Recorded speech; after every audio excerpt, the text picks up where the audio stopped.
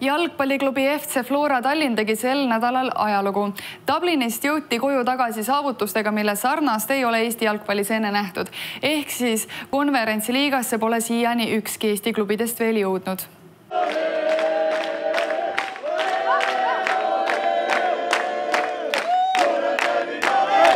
Just nii eestlastele mitteomaselt ja tormiliselt tervitasid fännid Tallinna jalgpalliklubi FC Flora tagasijõudmist Iirimaalt.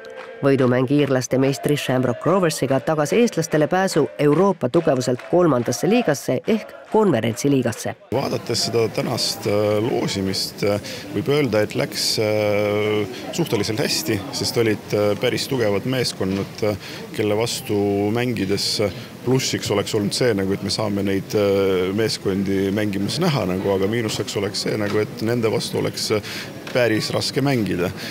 Kui vaadata neid klubisid, mis selle loosimisega siis Flora endale vastasteks sai, siis ütleks niimoodi, et loomulikult tegu ei ole kõige lihtsamate klubidega, ei see Gent ega Partisan ei ole sellised Shamrocki taseme klubid on ikkagi palju kõvemad, aga ma ütleks niimoodi, et seal annab mängida, et selles mõttes pärast seda, mis me nägime irlaste vastu, kõik on võimalik.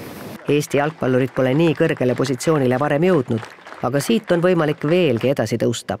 Floraga samas alagrupis mängivad Belgiast Gent, Serbiast Belgradi Partisan ja Küproselt Famagusta Anorthosis. Tahame väärikalt esineda alagrupis ja esindada Eesti jalgpalli, et selles suhtes loodame ikka mingid punktid ja võidud saama. Florat ergutavate hõigete saatel said jalgpallurid kodutee jalge alla võtta. Esimene mäng aga peetakse alagrupis juba kodusel A. Le Coq Arenal 16. septembril Genti vastu.